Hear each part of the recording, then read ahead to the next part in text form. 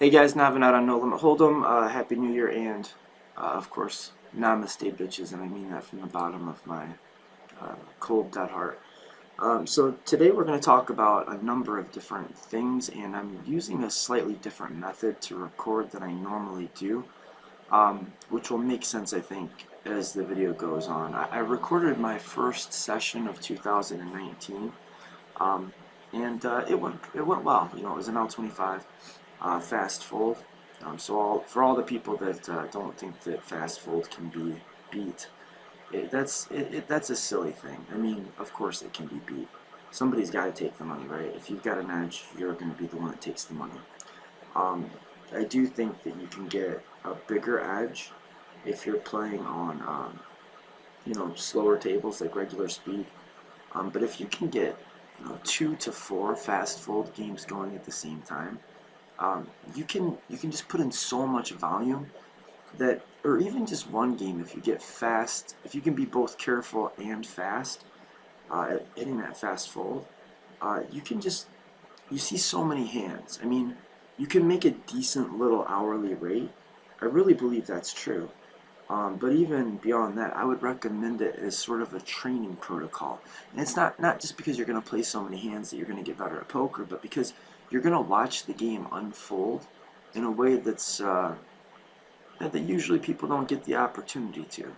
It's like usually we have to kind of think back over long periods of time uh, to try to get any kind of realistic view or perspective on our poker quote career. Um, and the idea that it's all one big session is sort of something that people know is true on a logical level, but have a hard time kind of moving into that reality.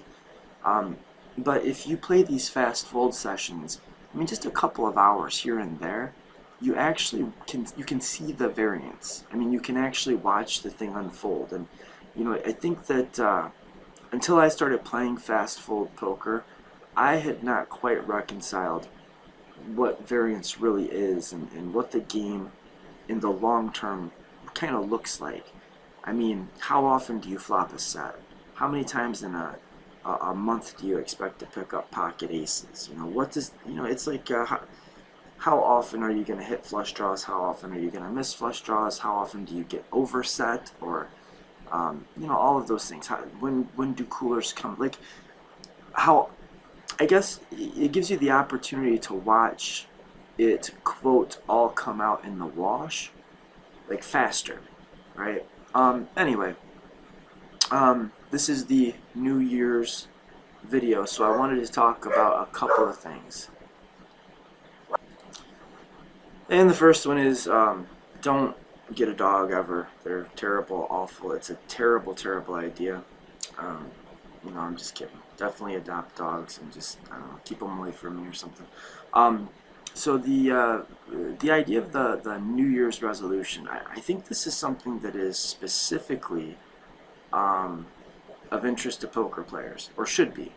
Not that I think that you should make New Year's resolutions. I actually don't think that it's a good idea to do that. I think that, if people that know me a little bit know that I've been kind of on, I don't want to say a spiritual thing, but I've been trying to develop my character through um, techniques like meditation and mindfulness.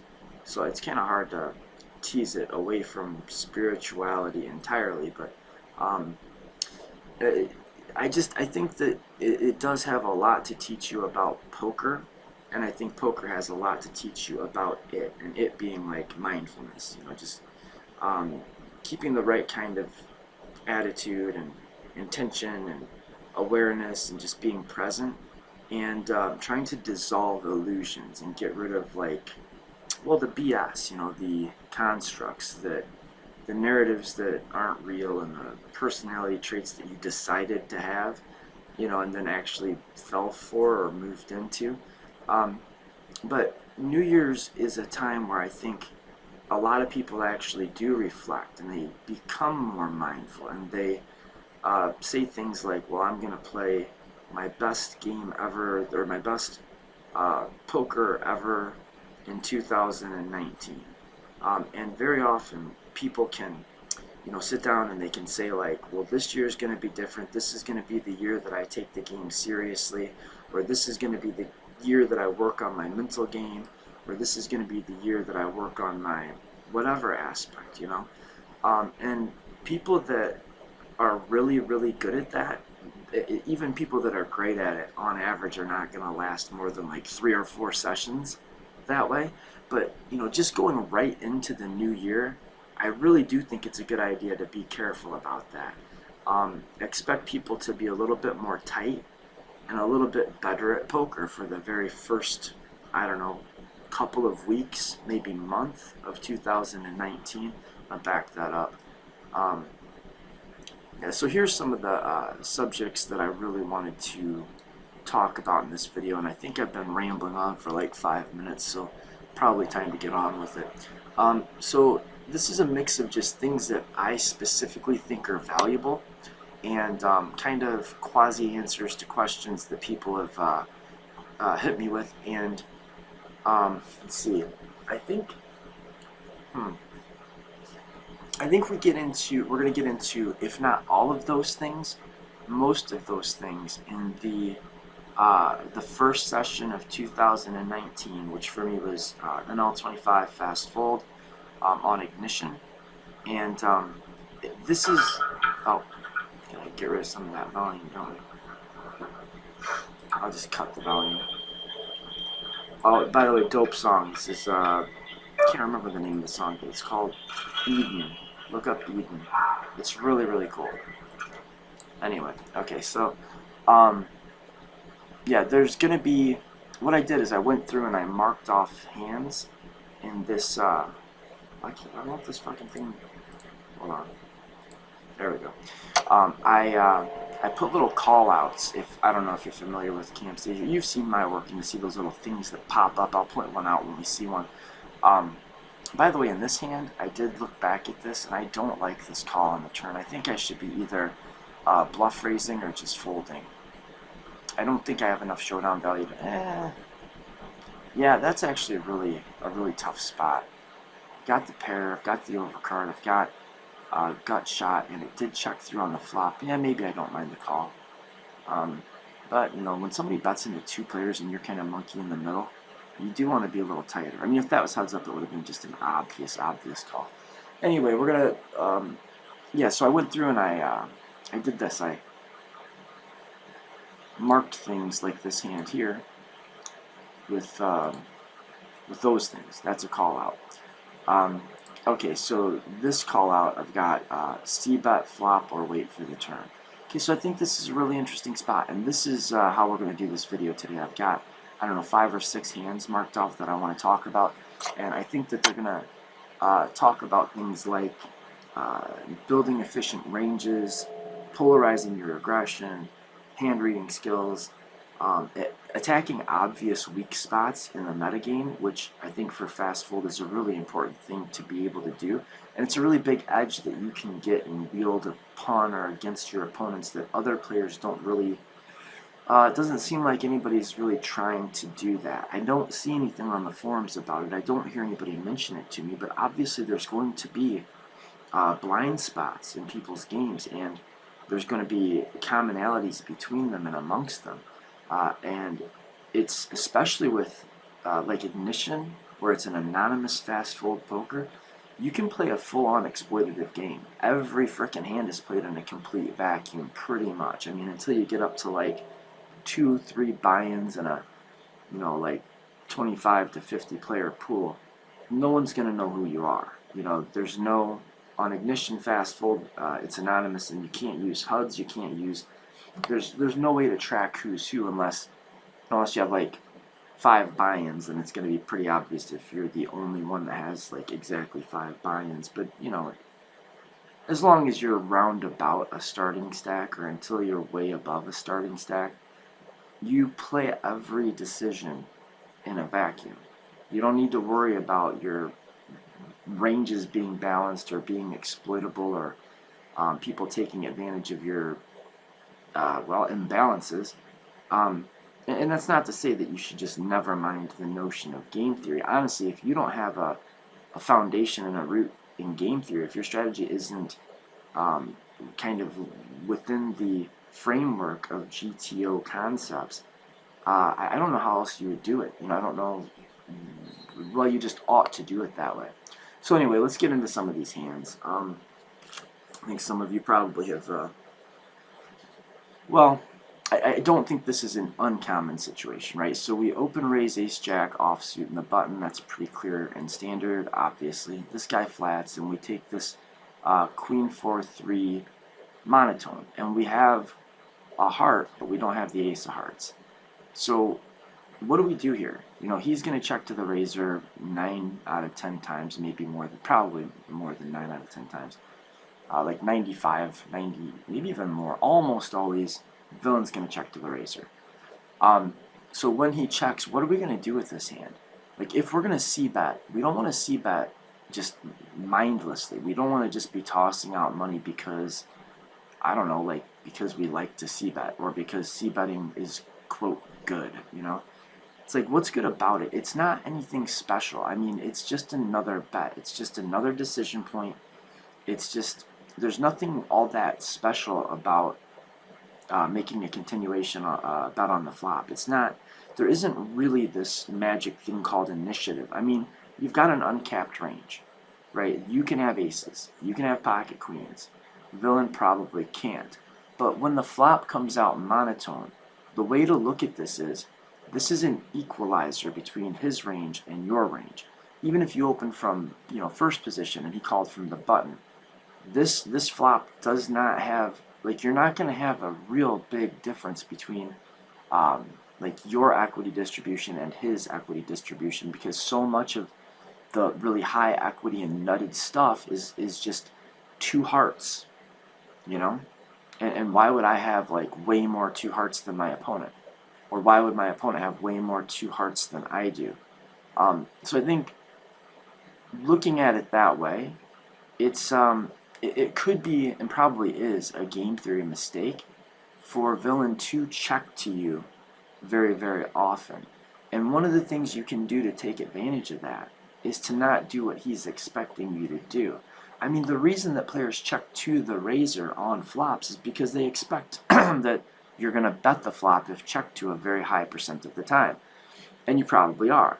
So it's like, as long as you know your opponent is going to bet if you check, then why would you do anything but check ever? If you know he's going to bet, you don't want to check your middle strength hands, because the only way you can make money with your middle strength hands is to check, let him bet, and bluff catch, right? You don't want to bet your strong hands and let him fold a hand that he was going to bet, or allow him to just call when you could check raise and he could call you with a good second best hand. And you don't want to just check your, well, I mean, you wouldn't want to bet just exactly bluffs. That's 2 face up. And honestly, if you know your opponent's going to bet if you check anyway, the higher EV play is going to be to let him put money in with a super wide range with a continuation bet before you hit the check raise button, or before you hit the bet button or the aggro button. So in a situation like this, you just kind of have to ask yourself, like, don't think about continuation betting being a thing that you just kind of ought to do. Don't worry about that. That's another one of those constructs. We need to just let go of that stuff. It doesn't matter. Just look at this decision point and what's real about it. What really matters here? If we decide to bet here, we just have to think, what do bets do? If I make a bet, what does that mean in real life? It means that he's going to do what? He's either going to fold, or he's going to put that money in. But how is he going to put that money in? What kind of hands is he going to do that with? And does he have, like, so how much do we accomplish by betting here? That's the real question, because we're putting something at risk. We're risking our money. So we have to get something for our money. So, like, for example, do we think that, do we think he's going to make a lot of mistakes against our bet? And do we think that we're making a mistake when we do bet? Like, if we bet ace high, are we expecting him to fold any pairs on the flop? And I would think probably not. And we have a jack high flush draw, which, with the queen out there, The jack high flush draw is a little bit better than it normally is. I mean, there's only the ace high and the king high flush draw that are better than that jack high flush draw. But our opponent flat called out of the big blind. So it's pretty, I mean, it's pretty discounted, right? Like a lot of the combos of ace X and king X would have 3-bet us, right? Not all of them. You know, he's going to have those hands will be in there, but it's discounted. He's going to have more hands like, you know, 10-9 of hearts or 10 of hearts X or 8-7 and things like that. He's going to have more, well, more not aces and more not kings that have a heart in them. And we don't really necessarily want to get those hands to fold. We're not like super excited to bet and get a call from them. Like, what if we knew he had exactly 9 of hearts? Let's say 9 of hearts, 8 of spades. Like, would we want to bet? I mean, yeah, if we knew exactly what he had and we were going to be able to retain and use that information on every street at every decision point, yeah, let's build a pot then. But in my question, what I mean is, let's say that you were going to be given exact knowledge about his hand, but only for one decision point. And then the knowledge was going to leave you and you were going to be back to not knowing what he had. I mean, like, how good is it if we bet and he calls us? Or how bad is it? Like, what is it really doing? It's like, what if we bet and get check raised? Doesn't that suck? You know, like, what if he check raises us with the 10 of hearts? That's an awful, awful thing to have happen. So I think that if you're going to bet this flop, this is what I really want to say. If you are going to bet this flop, I think you need to be doing it with the intention of double barreling a lot of turns and following through with a fair number of triple barrels. Because otherwise I just don't think it's accomplishing much. I don't think he's going to fold many better hands with exactly one bet. And I don't think he's going to call with many second best hands. And even when he does, you're not going to win that pot often enough to make it worth the risk of putting in a bet compared to the opportunity cost of doing so. Because remember, when we check back, our equity doesn't disappear. You know, you can't just say, well, this is definitely a profitable semi-bluff, so we should bet. That's not fair. That's not how that works. You have to say it's profitable compared to what? Well, compared to like mucking my hand and walking away? Well, sure. But is it profitable compared to checking back? And I'm going to say if we check back, we're going to be able to float a lot of turn leads and win a lot of these pots on the river. You have to think ahead. You know, you have to think ahead. And if he checks on the turn again, he's going to be so capped that we can just bet and take it. You know, so we can't just compare the c-bet on the flop to throwing our hand and walking away. We have to compare it to what's going to happen if we check back. And if we check back, if he bets the turn, we can call. We could even go for a raise on some cards. We can call on most turn cards. And, you know, like float the turn, try to steal it on the river. Or hope to hit some kind of improve in some way. Like hit the jack and take showdown value, hit the ace and maybe take showdown value. Maybe if it goes check, then you could maybe bet a pair of aces on the river if he checks again, something like that. But I think we're going to be in a much better position to use our, well, position by checking back, waiting to see what he does on the turn, and then reacting with positional advantage and with the advantage of us kind of knowing where we're at in the hand on a lot of runouts. Like, we're going to have a pretty good idea of what's going on if we hit a jack and he checks to us again, you know. We're going to have a pretty good idea of what's going on if we hit the heart. We're just going to be able to take advantage of the information we can get by virtue of being in position better this way. I guess that's one way to look at it. Okay, so I kind of feel like I beat a dead horse, but let's see if we can find another one of these hands. I might end up doing this as a series. I think this is one. Okay, how thin is too thin? Yeah, so nothing too unusual has happened so far, right? Like, now let's just back it up. Okay, so it must be where the small blind and it goes raised. Okay, so this first kind of interesting decision point happens pre-flop. So if it goes under the gun open, flat call in still pretty early position, folds to us, and we have a hand like ace jack exactly, ace jack off suit, even ace jack suited. I think it would be a pretty big mistake to do anything but call here.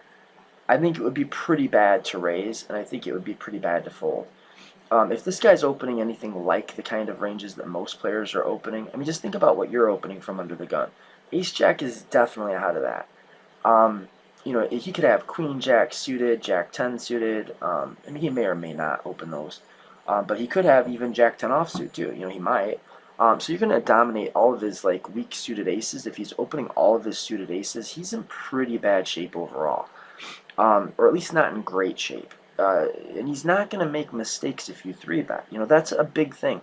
I mean, it's not always the case that you just don't do something if your opponent can't make mistakes against it. Your opponent isn't always going to be able to make mistakes against the best play. That's, you know, that's kind of a falsehood. It's kind of like, I don't know, like another false narrative. But it is best when your opponent makes mistakes. You know, it's like you don't want to make mistakes yourself just because your opponent won't make mistakes. But when you have the opportunity to get your opponent to make a mistake, or if you know something would otherwise be close, or it's definitely a good overall. It's a pretty good thing to think about. Like, will my opponent make mistakes against this? And then if the answer is no, probably don't do this, unless it would be that you were making a mistake by not doing it. But pretty much most of the time, you can just ask when you're pondering a raise, like a squeeze, will my opponents call with worse hands? And I mean really hands that I dominate. I don't just want to get called by like king 10 suited. You know, it doesn't do me that much good out of position, especially, and against, you know, potentially two opponents.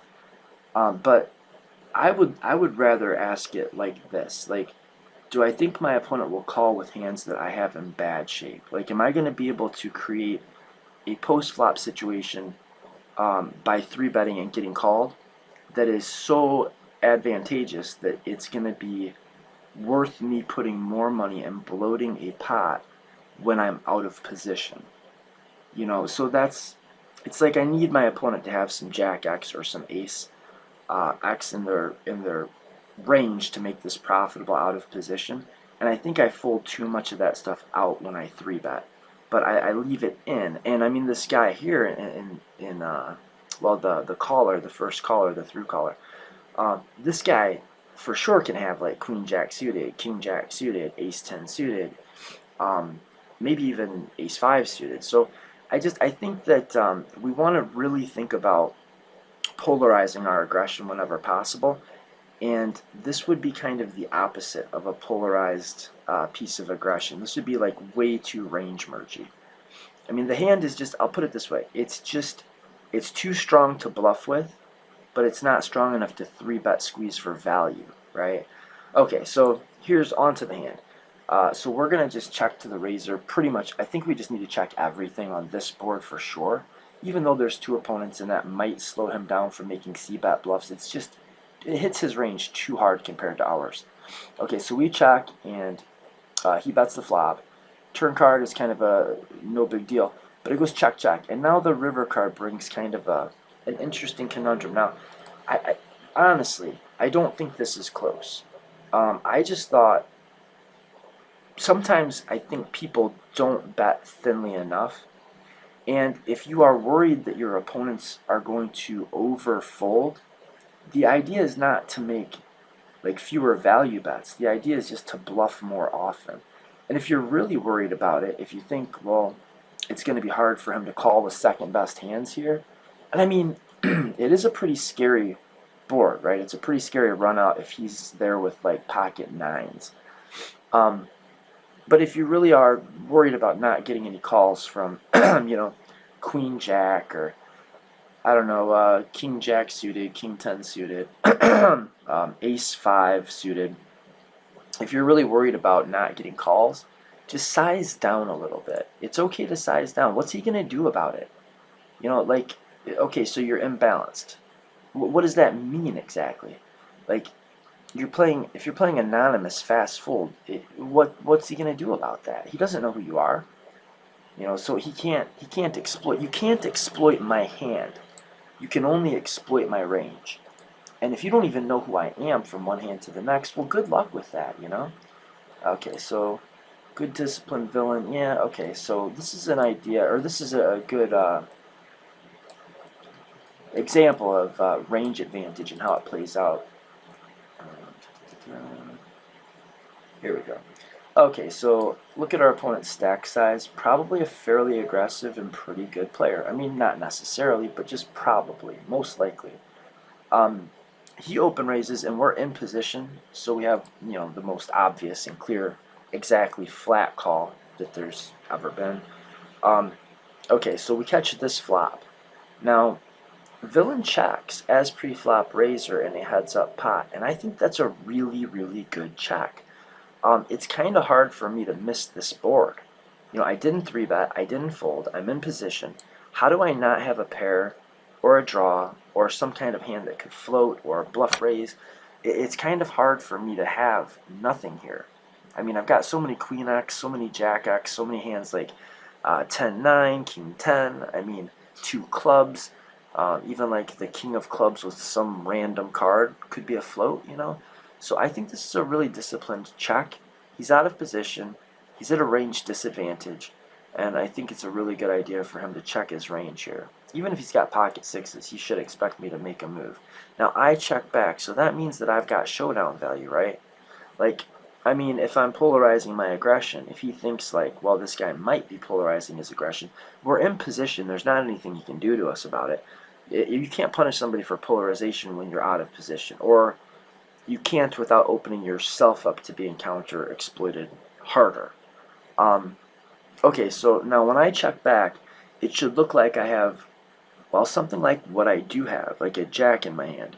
But, you know, he also has to be a little bit worried that I might be some kind of goofball that takes a free card with, well, King 10 or, I don't know, King 9. I mean, there's a billion of them, right? Like, that just, yeah, like, every combo, well, many hand combos that I could have that exactly flat called pre-flop and then checked back on the turn are pretty happy to see this 10. Some of them aren't, you know, like not all of them. I can have like pocket 4s, you know, but probably if I had a hand like that is better than his air that would fold on this board that checks back on the flop, it's like most of those hands aren't in my range because I would have 3-bet most of them pre-flop. You know what I mean? Like pocket 8s. I mean, there really aren't that many of these hands. It's like pocket 7s. I probably 3-bet 7s. He surely doesn't know that I don't 3-bet 7s. And the other thing is if he's, like from his perspective, if I bet this card, I don't have those hands, you know? Like what kind of showdown value hand would I check back on the flop and then all at once decide to bet this 10 with? Like this is pretty much the bottom of my value betting range. So yeah, I think he made a really disciplined and good check fold. And that's probably something to do with why he's got so much money right here. Just probably. You know, just more likely than not. Good discipline from villain. Okay, a couple more little hand things I wanted to go through. Let's see what this one is. So we open Jack 10 suited from hijack. And I think that if you're not opening this from hijack, you're being kind of a pussy. Like I think I'm not sure if that's the exact politically correct way to say it, but I think you're being kind of a big pussy face. Like you should definitely be opening this, and especially this early in the new year when people are like, you know, disciplined. I don't know if you ever heard the Mike Caro story. Maybe put that into Google and see what you can find. But Mike Caro tells a really interesting story about New Year's Eve when he was at like the loosest game ever, and then as soon as the clock struck midnight, he was at the biggest knit fest there's ever been, and that changed the way he looked at this idea. And I think it was a really astute thing to pick up on. And he said, like the game turned into the squeakiest, tightest game you've ever seen, and that it lasted all of like 14 minutes, something like that, which really I think there's a lot to learn there. But he said that when people, even when people just start a new table or a new tournament begins, like it's sort of a miniature version of that. Like people have just had a pep talk with themselves that they're going to play just good, tight, aggressive poker. So oftentimes, the very beginning of anything, any like, mm, any border, any situation that seems like a fresh start for somebody can be a good opportunity to bluff. Like if you're playing a tournament, somebody comes and sits down, like because they had a table change. As soon as they sit down, that's a really good opportunity to steal their blinds in that like first orbit. And it's kind of the same thing with New Year's, but right now it actually is the new year, and I think you're going to be surprised if you pay attention and look for opportunities to steal. How often it works for like a week, 2 weeks. But I think you have to take this open, and then like if you're not c-betting this, guys, like look at this. And I don't think there's a lot of people that aren't c-betting here, but I thought this was like the quintessential c-bet. Some people will look at a board like Ace 9-4 and think that that's the best kind of board to continuation bet, but I've done the work with Poker Stove, or sorry, Flopzilla, and I'm here to tell you that that is not true. It's not the truth. It is not the case. In almost every situation, if there's pre-flop raiser and pre-flop caller has far more ace X hands than they have king X hands. I mean, it's hard to find a range where that isn't the case. The other thing is that people sort of expect that you're going to make a c-bet bluff on an ace X board. So, look, I've got jack high. That means if he folds queen high, that is a slam dunk victory. If he folds pocket twos, and I don't just mean here, I mean on any street. In fact, preferably on some other street, right? If he folds ace high, queen high, ace four, if I can get any of those folds by the river, or, hit my 8, or hit my jack or hit my 10 against some of those hands, that's a pretty big slam dunk victory. So it's like we have a combination here of very little showdown value. So we've got a lot to be gained, even if our opponent folds queen high. They were winning. Most queen high combos have more equity than we have on this. Like they'd be a favorite against us. And how's he going to call with a queen high? But at the same time, even if he's at the top of his range, we've got outs to beat him. And if he's got the showdown value stuff, we've got lots of equity against him. So when you've got a good combination of like a range advantage, which increases your fold equity, and you have a lot to gain by getting your opponent to fold the hands that he would fold, and you actually have equity, and you might have a source of implied odds, because you're drawing to something like the nuts most of the time here, then you've got to bet. That's exactly the kind of hand that you have to bet. This would be the most absurd check back like ever. Don't check this back. This has got to be a bet. And I do think double barreling will be the right idea on a lot of turns, but not all turns. Sometimes we'll just take the free card on the turn, or take our showdown value if we hit like a 10 or a jack. Let's see. Maybe we'll do one more. Oh, okay. So this is a close call, right? Like I think we could fold here. It's an ISO raise, right? So it's not like he just opened for $1.10. This guy limped. This guy's attacking the limper. He's got a double stack, so he's probably doing pretty good. I mean, he is doing pretty good. He's probably decent, just probably. I mean, we've got some evidence. He's got a double stack. We just saw him isolate a limper. So I think that it would make some sense to 3-bet here. Like attack that. I think it would make a lot of sense. In fact, in hindsight, I wish that I prefer that play. Especially with this hand, where this hand is kind of on the border. Like, I wouldn't blame somebody for folding it. I wouldn't blame somebody for calling.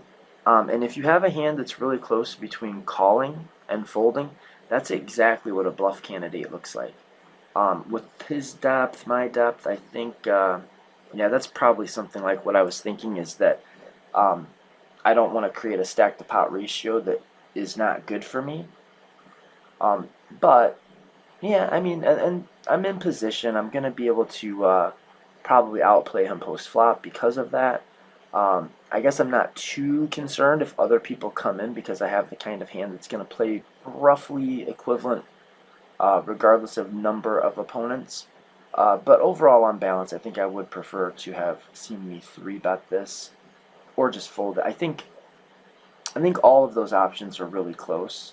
But because this is a limp and this is a double stack and villain ISOs, I don't want to fold here. And I think that's probably the main thing I wanted to stress and point out. Okay, now what about this board? What is this, like, who's got range advantage here? Okay, think about this. When it goes limp, raise, call. Okay, how on earth could this guy have the best hand here? Like, and if he'd have to be completely absurd and out of his mind to try to bluff on this board. But so I think this guy's got a lot of nut value hands in his range, but because he limped and called, he could have a super wide range of hands that he's not supposed to have. But that is my board, because that is what a range advantage looks like right there. I mean, how do I not have something here? Now, if you're playing not fast fold and anonymous, you've gotta like, well, just beat the shit out of people when this kind of flop comes. You're gonna need to like raise and bet and get aggressive with your value hands and your bluffs and just really punish. Well, just take advantage of the fact that you caught a break. This is a break. This is me catching a break. You know, this is what good luck looks like. I got lucky here. And so I bet, and like, how can he do anything but fold? You know, he just can't. Like, oh, well, okay. So how crazy is that, you know? Like, what's he doing? Well, that was a silly thing. And let's look at that. Like, what hands should he do that with? What if he had pocket queens here? Well, he can't, right? Well, yeah, he can. He ISO'd pre-flop. Okay, so what if he had pocket queens here? So with pocket queens, does he want to check? And then once I bet, does he want to check raise me? You know what I mean? Like ace queen, pocket kings. Like what can he have that makes sense for him to do that with? And even if he does have like exactly king jack, wouldn't he be better off letting me take advantage of the fact that I have this range advantage, or let me think I'm taking advantage of this range advantage? Range advantage is a real thing, guys. If you don't understand it, you really need to start trying to figure that out and figure out how it fits into the grand scheme of things, because it's important. Let's see. I didn't want this video to go quite this long. Good Lord, I've got a lot of hands marked off here. Yeah, we're going to do this in a couple points, a couple parts. So I think, yeah, I didn't realize I had quite that many hands.